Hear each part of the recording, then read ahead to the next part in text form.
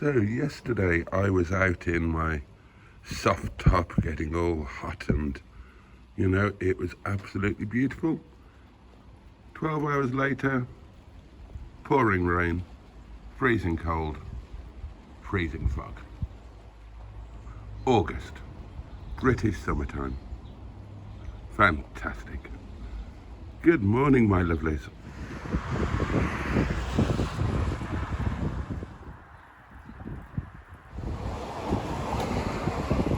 You joined me in Minge Bag, and a little update for those who didn't watch last night's live stream. That would be Thursday night, wouldn't it?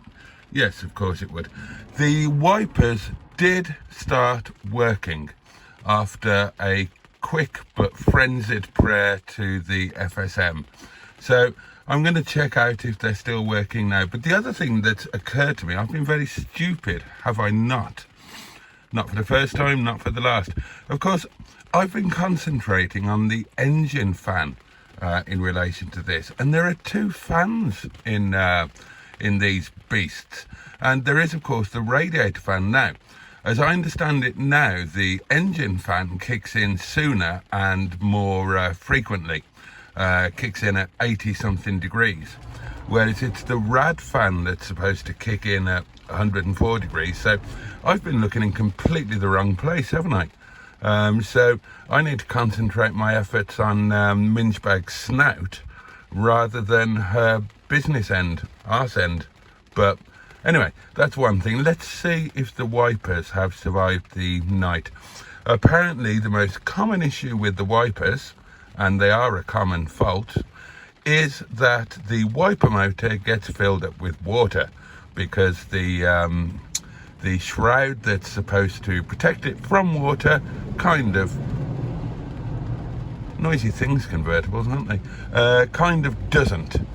So in heavy rain or when washing the car, the wiper motor can become waterlogged. So maybe last night it wasn't my prayer to the FSM that cured the issue. Maybe it was just driving around sort of got the water to drain out. But let's see if they're working now, shall we? I'll just pop the ignition on.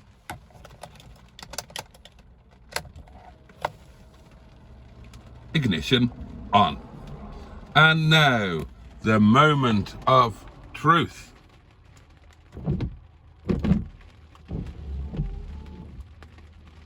Intermittent.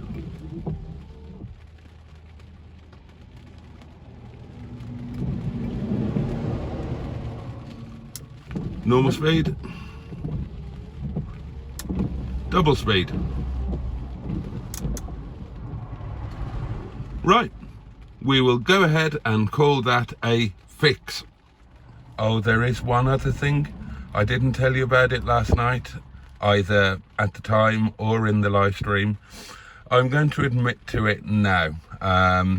Obviously, fuel gauges in each vehicle are different, unique, and Rover, MG Rover fuel gauges are notoriously all over the place like a mad woman's drawers. Last night, to all intents and purposes, to my eternal shame, I ran out of petrol. The engine started misfiring under load, and eventually it got through to my, initially I thought, oh shit, here we go, next problem.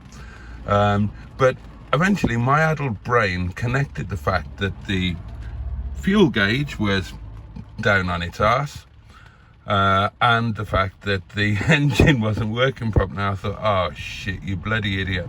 Now, as it happens, I wasn't a million miles away from the fuel station, and I got there without too much of a problem.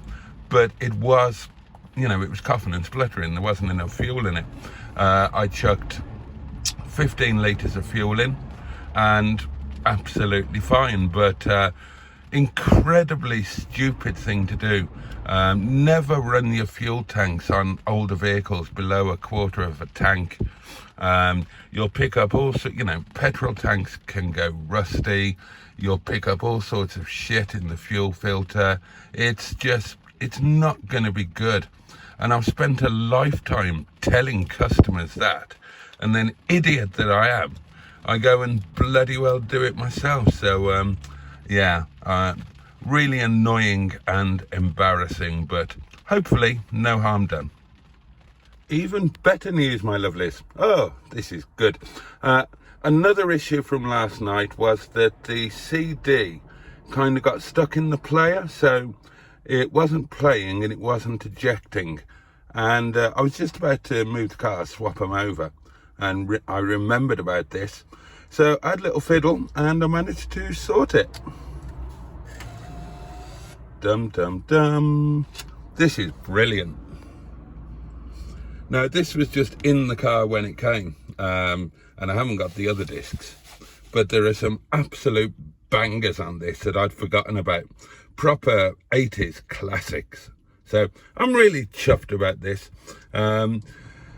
It's a daft thing. I'm not going to keep CDs in here because, well, when it's a convertible, I mean, nobody's going to steal a CD in this day and age, but, you know, when it's a convertible, you don't want stuff left out. Just, it's just an invitation, isn't it, when you leave the car with the hood down? But I'm going to leave this one actually in the unit because I genuinely enjoy listening to it, and it kind of belongs to the car as it came with it. But you'll remember that this onboard gramophone, make sure the volume's down, we don't want a copyright strike. You'll remember that this onboard gramophone is all Bluetoothed up and whatnot, so it'll stream my phone. So I'm really chuffed with that. And now I'm going to pop Minge back here down the road and bring Shison back to pole position, ready for daily duties this evening. Job done. Incredibly unusually for me, I didn't know what I was having for lunch in advance. I had planned lunch in advance, a couple of days in advance, I always do. But some things changed and I forgot to replan. So I have cobbled together, I had some noodles, some ramen noodles knocking about in the old cupboard. So I've cobbled together a hot and spicy chicken and noodle soup, and now I'm really looking forward to it. Here we go, my lovelies, quickly thrown together hot and spicy chicken noodle soup.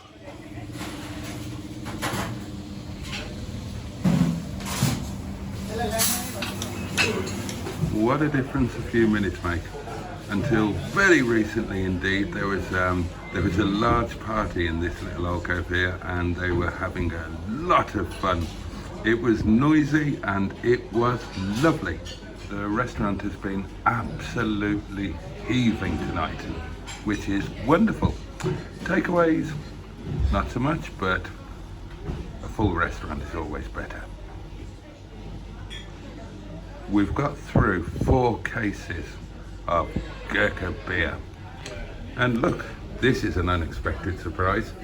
Hello, this is Boaty. We don't get the pleasure of Boaty's company anymore. See that pot there? That's the stark curry, is that? The lovely Boaty is Ram's daughter, and I used to have the absolute pleasure of her company all the time. But that was when she was a student, and now she's really, really old and a fully qualified nurse working on the cardiology. Oh, cardiac surgery. Don't speak with your mouth full. The cardiac surgery ward. So, yeah, her turning up tonight was a lovely surprise. I've not seen you since Christmas Day. Blimey. You're not even on Christmas. Were you not in on Christmas Day? Oh, God. Gosh. This is a foul night by any standards, let alone August. I don't suppose the camera is picking it up particularly well, but it's been raining most of the day. It's drizzling now. It's intensely foggy. It's not as warm as it might be. You know, maybe these headlights will show you the fog. Awful driving conditions, really bad.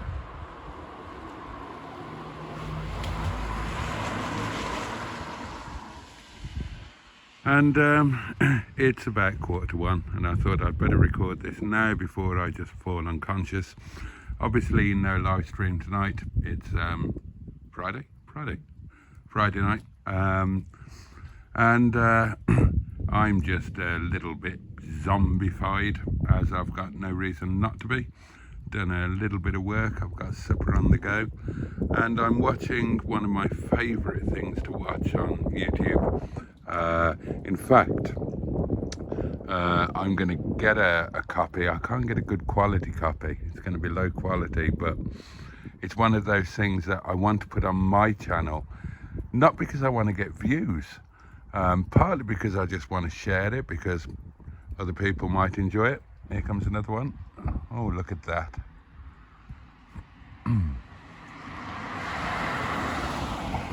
But mostly I want to get it on my channel because I'm terrified of it disappearing and not being able to watch it myself. That's why I put some of the odd bits up on the channel that are, you know, obviously not my own work, nothing to do with my normal subject matter. Oh gosh, we're busy.